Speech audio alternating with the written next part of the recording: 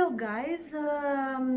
Avem astăzi un nou beauty talk, de data aceasta despre îngrijirea părului blond. O am alături de mine pe Ana Maria Mortasicu. Bună, Ana! Bună, Andreea!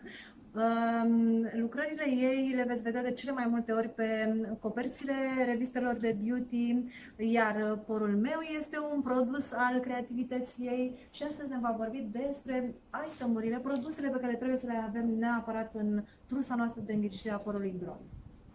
Produsele ce le recomand de fiecare dată pentru îngrijirea părului blond sunt măștile de păr, serul, uleiul de păr, șampoanele pentru nuanțarea și intensificarea și întreținerea culorii de păr și, nu în ultimul rând, un produs pentru protecția termică. Așa este.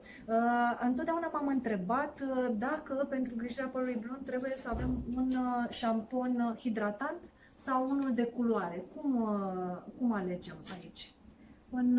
În trusa noastră, de regulă, trebuie să avem atât un șampon de hidratare, cât și un șampon de nuanțare.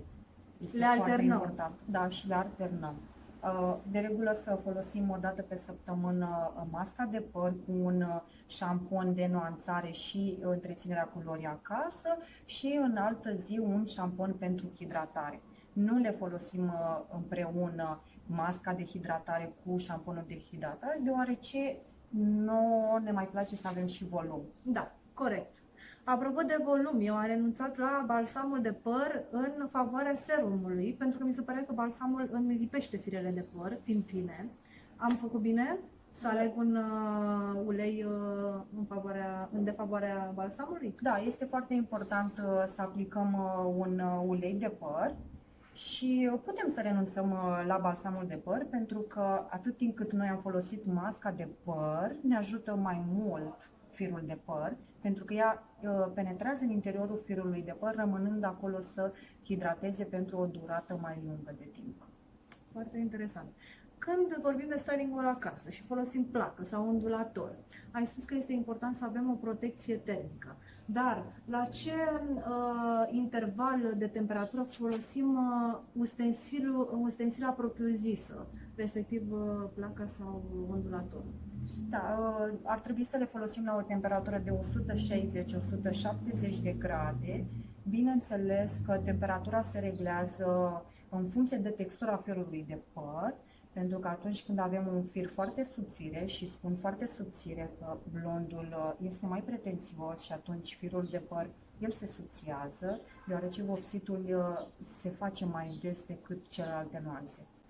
În regulă, și ce am mai învățat astăzi de la Ana este că atunci când luăm șuvițele și le stilizăm cu aparatele propriu-zise, trebuie să luăm o șuviță mică ca să putem să avem un efect mai pregnant, să zicem, asupra părului. Da, într-adevăr, șuvița trebuie să fie una subțire pentru ca rezultatul să fie unul dorit. Și nu numai, șuvița se alege foarte subțire pentru că atunci timpul de acționare asupra șuviței, unde avem temperatura, să fie unul cât mai mic. Da, numărăm 3 secunde atunci când luăm șuvița, o ținem pe aparatul respectiv și apoi îl lăsăm deoparte și luăm o altă șuviță.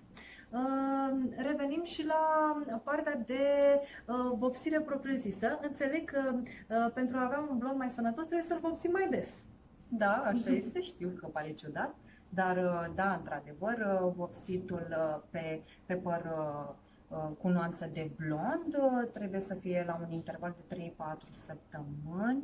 Și când spun 3-4 săptămâni, mă refer că atunci noi îl vopsim doar din vopsea și nu numai, și din pudră, pentru că sunt acele nuanțe foarte deschise unde le realizăm numai cu pudră și trebuie să luăm în considerare și faptul că mai sunt persoane cu alergii la scalp și trebuie să protejăm scalpul. Este foarte important. Și atunci apelăm la un vopsit din vopsea permanentă și nu unul cu o deschidere din Am înțeles. Iar pentru final ar trebui să ne spui ce nuanțe se poartă, ce nuanțe de blond se poartă anul acesta. Astăzi pot să spun că Andrei am realizat nuanțe de blonduri rece lângă nuanțele de blonduri calde.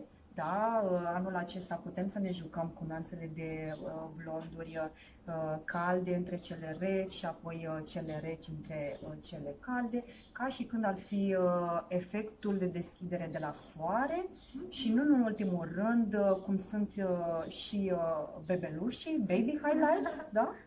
Pentru o coafură ca la Hollywood și pentru un blog ca la Hollywood o găsiți pe Ana Maria Motasicu pe Instagram și pe Facebook, iar pe mine pe Instagram Autor de Frumos și pe Facebook Drăgan Andreea.